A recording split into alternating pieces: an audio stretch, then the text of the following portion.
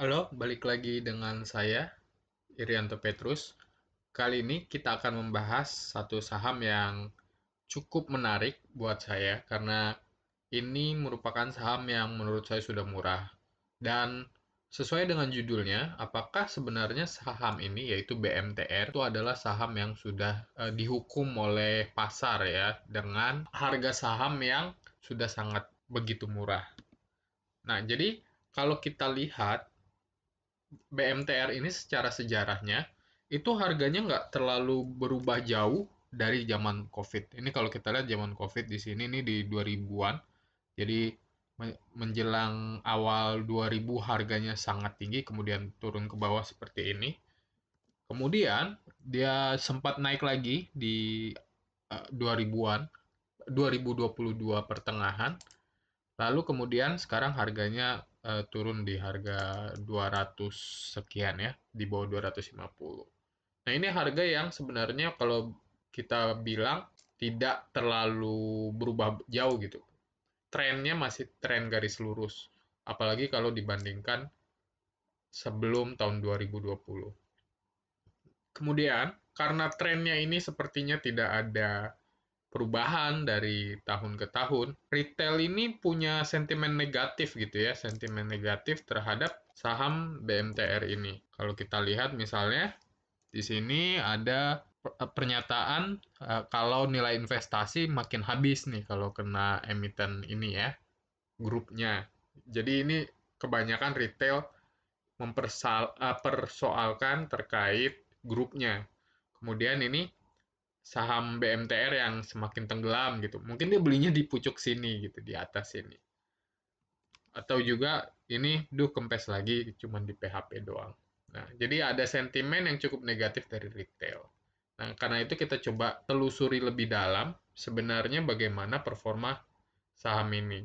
Nah, kita bandingkan sekarang dengan saham-saham yang ada di sektor yang sama. Jadi kalau di sini adalah sektornya itu di multi holding company ya, BMTR ini. Nah, ini kalau kita bandingkan secara market cap ya, market cap. Sebenarnya market cap dari BMTR ini sangat kecil ya dibanding dengan rata-rata market cap holding company. Jadi ini mungkin di kuartal 1 gitu ya, mungkin hanya 20% dari rata-rata kalau multi holding company lain. Jadi market cap-nya sebenarnya kecil. Jumlah asetnya juga tidak terlalu besar ya. Jadi di bawah rata-rata dari seluruh atau dari rata-rata seluruh multi holding company yang terdaftar.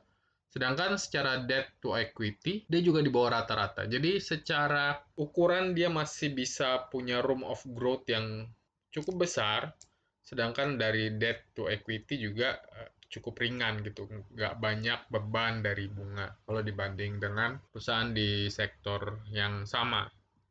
Nah, ini kalau kita bandingin secara price to book value. Kalau secara price to book value, berarti ini kita membandingkan harganya ya. Nah, ini seberapa murah, itu kalau kita bandingkan di sektornya, ini dia urutan kedua nih secara PBV. Yang lebih murah paling BHIT. Setelahnya ya itu lebih lebih mahal lagi. Sedangkan untuk secara price to earning, dia di urutan ketiga ya. Jadi di sini ada MLPL, ini kalau nggak salah ABMM. Jadi dia sebenarnya performanya sangat menjanjikan. Dari sisi harga dia murah. Murah sekali ya. Kalau dibanding, bahkan lebih murah dari Astra ini yang biasa. Nah, kita lanjut. Kita bandingkan secara net profit margin. Jadi kalau kita lihat net profit marginnya juga besar banget ini. Net profit marginnya kalau kita bandingkan di sini BMTR ini di Maret 2024 itu di 20 persenan. Nah, ini nilainya jauh lebih besar daripada Arna yang di bawahnya dan sama mirip dengan SKRN. Jadi ini mungkin di peringkat keempat nih untuk di sektor industri ini, bahkan di sektor ya, sektor industri bukan di subsektor multi holding company. Ini kita bisa mempertanyakan atau bisa memperkirakan bahwa oh ini ternyata company-nya punya moat ya, punya competitive advantage.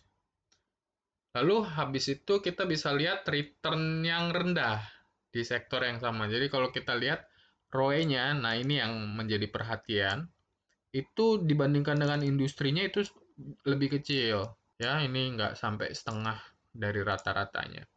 Nah ini biasa ini saya melihatnya seperti jualan mie ayam di istana. Jadi dia punya istana, jadi asetnya besar, banyak ya, besar, tapi dipakai untuk jualan mie ayam. Jualan mie ayam, marginnya besar nggak? Wah, kalau jualnya di istana, mie ayam harga 200.000 juga ada yang beli kali ya. Jadi marginnya besar. Cuman somehow, kalau memang mereka punya istana, tentu bisa digunakan untuk hal lain, misalnya disewakan atau dijadikan ruang meeting dan lain-lain. Jadi ini adalah saham yang memiliki potensi yang besar, namun mungkin hanya menggunakan sebagian kecilnya untuk kegiatan operasional yang menghasilkan keuntungan. Kenapa bisa seperti itu? Kita bisa lihat sebenarnya ini ada faktor eksternalnya juga gitu, ada tantangan yang harus dihadapi. Di masyarakat sendiri itu sudah beralih nih dari menonton TV yang biasanya disiarkan melalui antena jadi menggunakan online streaming gitu ya, atau menggunakan yang berbayar yang dari laptop. Nah, ini ada perubahan perilaku masyarakat yang tentu akan menyebabkan proses dari kapitalisasi dari yang tadinya peralatan yang digunakan oleh BMTR ini untuk menyiarkan itu menjadi mudah diakses atau banyak persaingannya. Itu dari sisi persaingan, perubahan perilaku masyarakat yang menyebabkan persaingan menjadi lebih mudah. Di sisi lain, regulasinya itu menjadi melemah karena ini kan disrupsi ya. Jadi ini kan sebenarnya disrupsi dari habit yang lama menjadi habit yang baru. Regulasinya ini jadi melemah gitu dan barrier to entry-nya menjadi rendah. Dalam arti seperti apa? Kan kalau kita punya perusahaan penyiaran, tentu akan pada awalnya mereka harus memenuhi berbagai macam regulasi. Misalnya harus sesuai dengan nilai budaya kita, kemudian sesuai dengan hukum yang berlaku, dan lain-lain. Dan untuk melakukan hal tersebut, untuk melakukan standarisasi tersebut, mereka akan mengeluarkan cost atau mengeluarkan biaya-biaya sehingga pesaing-pesaing yang memiliki ide yang sama tidak semudah itu untuk masuk ke industri penyiaran. Nah, dengan regulasi yang ada tidak menyentuh yang sifatnya media sosial atau media-media lain yang sifatnya disrupsi, maka regulasinya ini nggak bisa menyentuh hal-hal yang sebenarnya selama ini comply dilakukan oleh perusahaan penyiaran yang baik dan benar gitu ya. Ada mungkin situs-situs yang sifatnya tidak memberitakan hal yang benar atau hal fake news, kemudian konten-konten prank yang mungkin lebih laku tapi sebenarnya tidak sesuai dengan norma dan hukum, dan juga kegiatan-kegiatan yang ilegal lainnya. Regulasi sebenarnya adalah suatu barrier untuk pesaing-pesaing untuk masuk ke industri penyiaran, dan ini menjadi semakin lemah di masa kini. Itulah kenapa barrier to entry-nya jadi lebih kecil sehingga banyak aset-asetnya jadi tidak signifikan lagi mungkin untuk kondisi sekarang. Nah, tetapi bukan berarti berdiam diri ya. Ternyata pendekatan strategi yang dilakukan oleh perusahaan dalam hal ini menggunakan Vision Plus ya. Ini kita bisa melihat berdasarkan pernyataan Pak Hari, ini mulai dari dulunya 200.000 transaksi menjadi 2 juta transaksi dalam kurun waktu 1 tahun. Artinya ekosistem yang coba diinvestasikan tahun-tahun sebelumnya ini baru mulai menghasilkan hasil yang diinginkan. Nah, tapi ini disclaimer juga, sebenarnya berita ini adalah satu-satunya berita yang bisa saya dapatkan dari internet dari berbagai sumber ya. Jadi kurang lebih pernyataannya maupun beritanya itu juga sama. Jadi saya bisa menyimpulkan mungkin ini adalah pesan yang ingin diberikan oleh manajemen kepada publik gitu. Ya kita paham ya, tidak semua bisa disampaikan secara gamang di publik karena itu ada juga strategic move yang harus dilakukan. Di sini kalau kita lihat di laporan keuangan ternyata jumlah dari cash yang dimiliki oleh perusahaan ini di 3.400 itu jauh lebih besar dari tahun-tahun sebelumnya. Dan jumlah cash ini dibandingkan dengan market cap ini nggak beda jauh gitu. Jadi sebenarnya kalau kita membeli saham ini, sebagian besar yang kita beli itu sebenarnya uang kasnya gitu ya. Jadi ini uang kas yang meningkat tajam untuk kondisi sekarang. Jadi sebenarnya ya nggak banyak berita yang bisa saya dapatkan atau sumber-sumber strategik yang bisa saya dapatkan dari internet.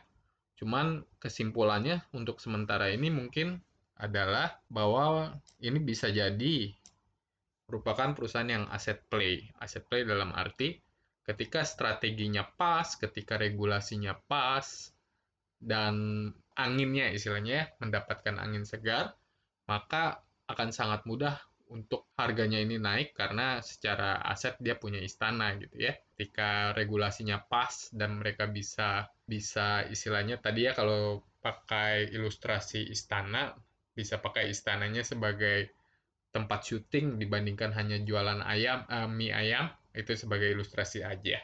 Nah, itu pasti kenaikannya akan sangat tajam. Dan juga potensi turnaround ya. Tadi ya, kalau kita dengar pernyataannya bahwa jadi 10 kali lebih banyak pengguna platformnya, maka ini menunjukkan bahwa investasi yang dilakukan selama perubahan habit dari usernya itu sudah mulai membawakan hasil. Kalau menurut saya ini buat saya nothing to lose ya, karena secara harga murah dan itu tadi ya, ketika kita masukkan uangnya ke saham ini, ya sebagian besar jadi uang kas juga sih di mereka. Oke, itu aja konten kali ini. Sampai jumpa di video berikutnya.